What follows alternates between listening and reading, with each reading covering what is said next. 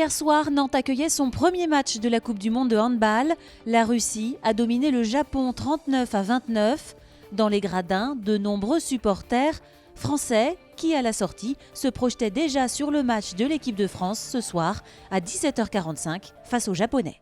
Ça va être une belle promenade, mais ça peut être quand même sympa pour l'équipe de France. Je pense que contre la France, il risque de prendre pas mal de buts quand même. Je pense qu'il y aura plus 10, plus 15 à la fin du match, je crois. Ils sont forts, il faut faire attention. Après, je pense que la France, elle va pouvoir les battre. Je pense qu'il n'y a pas photo. On va probablement pas voir beaucoup de buts du côté japonais et beaucoup côté français. Voilà. Je pense que la France, elle va quand même gagner, même s'ils sont forts. Voilà. Il faudra faire attention quand même, il ne faut pas les prendre à la légère. Les Bleus sont arrivés en train hier midi, une arrivée discrète à la gare de Nantes. Les experts sont arrivés peu après 13h en gare de Nantes. Sur le quai, pas de supporters. Les déplacements des Bleus restent très confidentiels. Juste des voyageurs agréablement surpris de croiser l'équipe de France. Nicolas Karabatic et ses coéquipiers arrivent de Paris. Ils jouaient ce mercredi soir le match d'ouverture du mondial face au Brésil.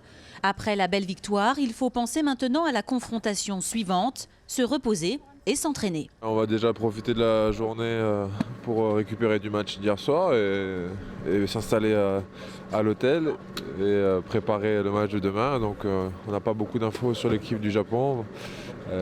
Les coachs vont devoir se mettre au boulot pour essayer de récupérer quelques infos et voilà, continuer sur la lancée du match d'hier.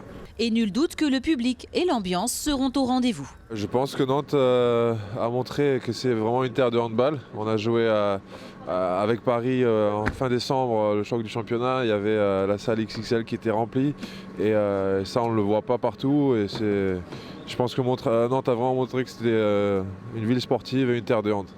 Encadrés par un dispositif de sécurité, les champions du monde en titre ont filé rapidement vers leur hôtel au nord de l'agglomération. Si la bronchiolite est en voie de résolution, l'épidémie de grippe progresse modérément dans notre région. Le point sur les chiffres en ce début d'année. Le virus de la grippe sera-t-il aussi virulent cette année qu'il y a 2 ans ? Il est encore trop tôt pour le dire.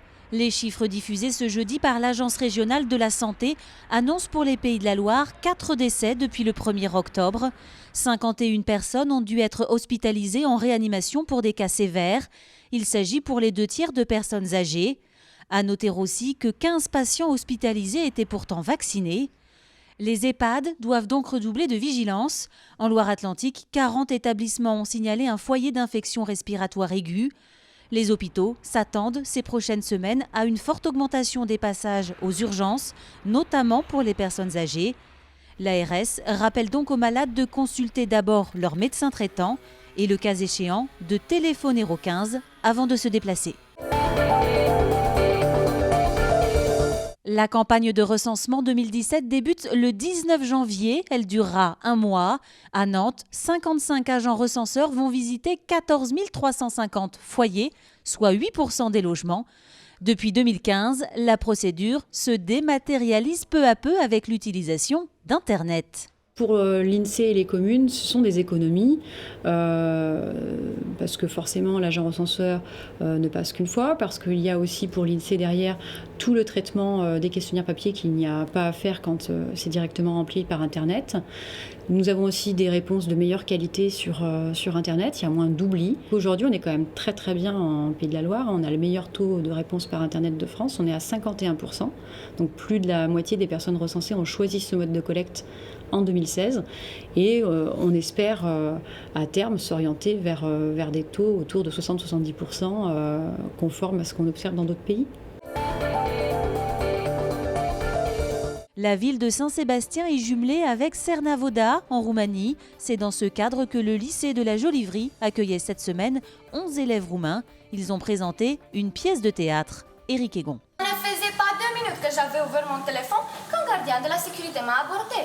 J'ai vu aux ordinateurs en provenance de l'Occident. Nous sommes venus en France pour promouvoir la paix. Pour promouvoir la paix par la voie de l'art théâtral.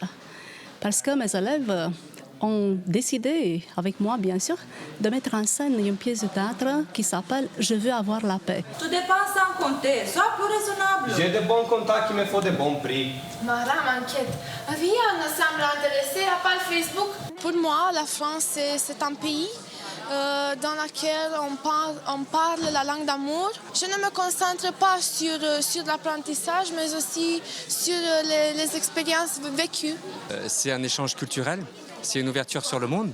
Et quand on s'ouvre sur le monde, nécessairement, eh bien, on apprend davantage de soi. Et puis, effectivement, on comprend mieux comment fonctionne le monde qui nous entoure. Et surtout, on déconstruit les préjugés qu'on peut avoir sur les uns les autres et les différences. Certaines jeunes filles qui sont chez moi étaient déjà en relation sur Facebook avec nos élèves de la Joliverie. Donc, c'est que l'échange a réussi puisqu'ils sont en lien.